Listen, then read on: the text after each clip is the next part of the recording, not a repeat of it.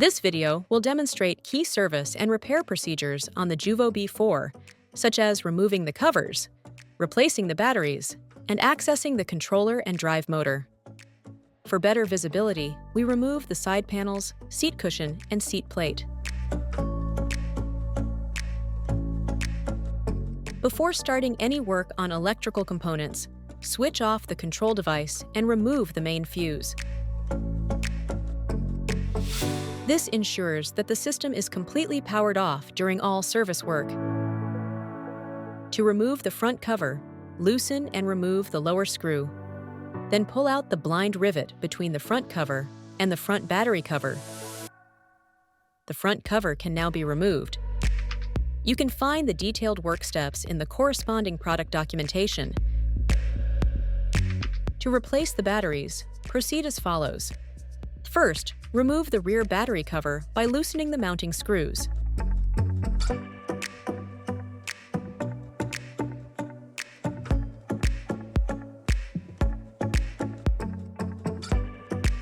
Then, loosen the screw with nut between the drive unit bracket and cross brace on both sides, and remove the cross brace. If necessary, disconnect the cables of the control module on the cross brace. Next, remove the longitudinal brace.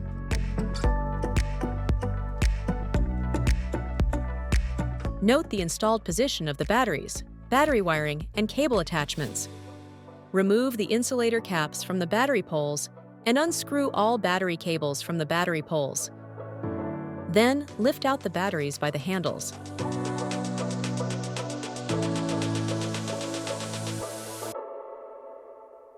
Next, we'll show how to access the controller connections.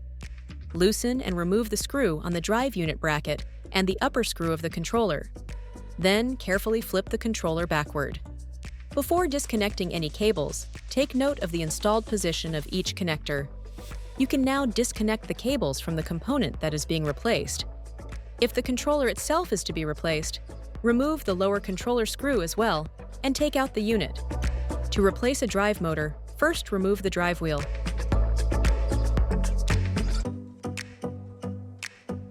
Loosen and remove the 4 motor mounting screws and take the motor out.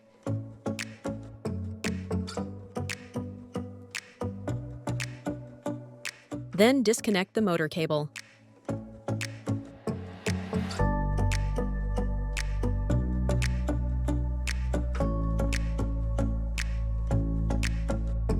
Once the drive motor has been removed, check the 4 carbon brushes. Make sure the brushes are not damaged or excessively worn, and check the spring tension. A bluish discoloration of the spring indicates that the motor has overheated. Damaged brushes must always be replaced.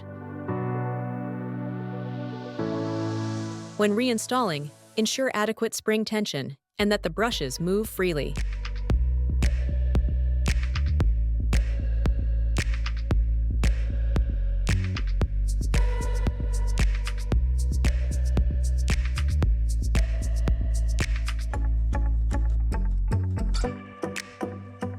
During reassembly, follow all manufacturer-specified safety measures.